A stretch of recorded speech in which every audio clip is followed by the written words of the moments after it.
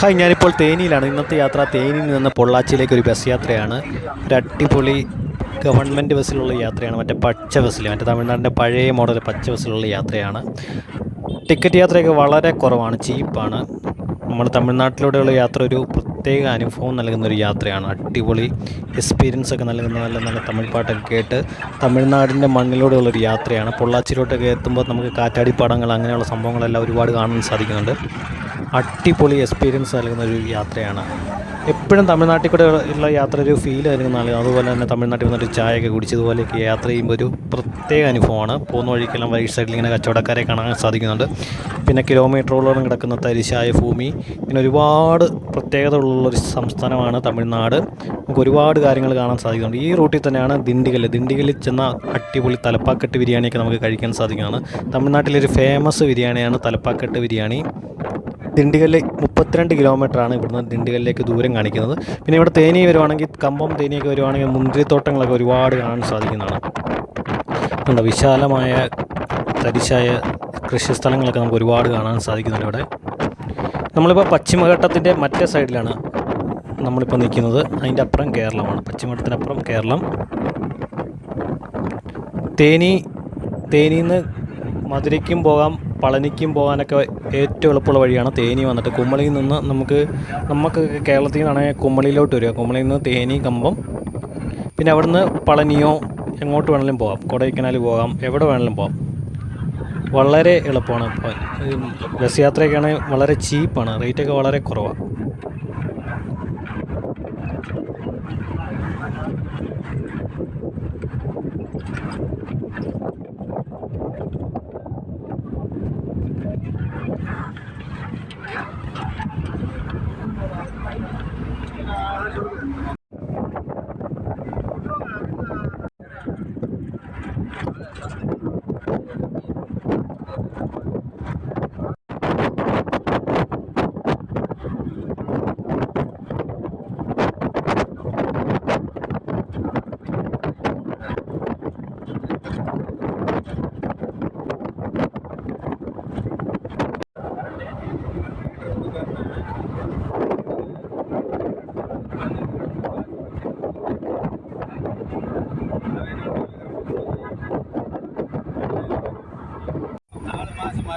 അങ്ങനെ ഒരു പ്രൈവറ്റ് ബസ്സിൽ കയറി. ഇവിടുത്തെ പ്രൈവറ്റ് ബസ്സൊക്കെ ഒരു പൊളി ലെവലാണ്.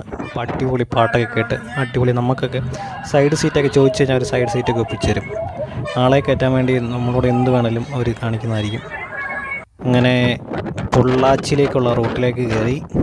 പോകുന്ന വഴിക്കെല്ലാം നല്ല അടിപൊളി കാറ്റാടിപ്പാടം, അതിൽ നല്ല സൂര്യനൊക്കെ അസ്തമിച്ച് വരുന്ന നല്ല അടിപൊളി സീനറി.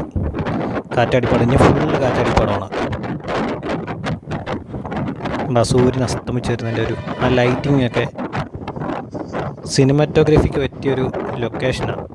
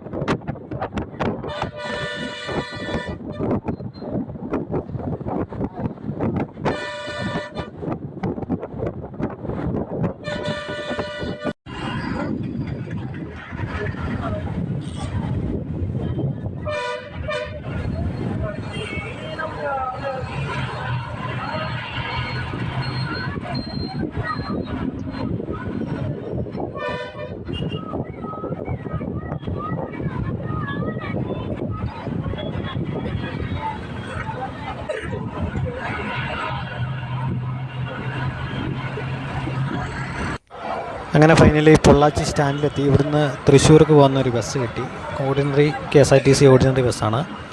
ഇനി അടിപൊളി പൊള്ളാച്ചിയിൽ നിന്ന് തൃശ്ശൂരിലേക്കൊരു KSRTC യാത്രയാണ്.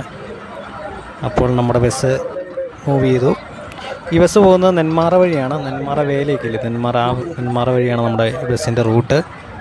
നല്ല അടിപൊളി ഒരു ഫോറസ്റ്റ് യാത്ര എന്ന് വേണമെങ്കിൽ പറയാം. അതുപോലെയുള്ളൊരു സ്ഥലത്തിൽ കൂടെ ഉള്ളൊരു യാത്രയാണ്. അടിപൊളിയാണ്. ഇവിടുന്ന് കുറച്ചേ ഉള്ളൂ ആനക്കട്ടി ഒക്കെ പോകാൻ അടിപൊളിയാണ്. ആനക്കട്ടിയൊക്കെ തൊട്ടടുത്താണ് ഇവിടെ. നമ്മുടെ ബസ് പൊള്ളാച്ചി ടൗണിനോട് വിട പറയുകയാണ്.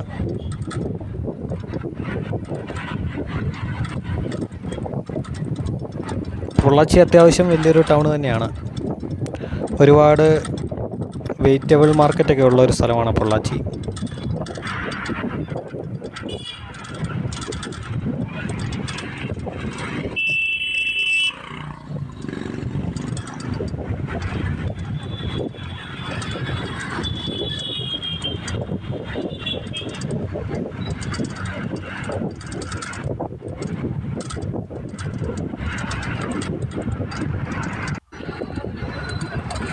ഈ പോകുന്ന വഴിക്ക് വലിയൊരു ബിൽഡിംഗ് ഉണ്ട്. എന്തോ വലിയൊരു സംഭവമാണ്, എന്താണെന്ന് മനസ്സിലായില്ല.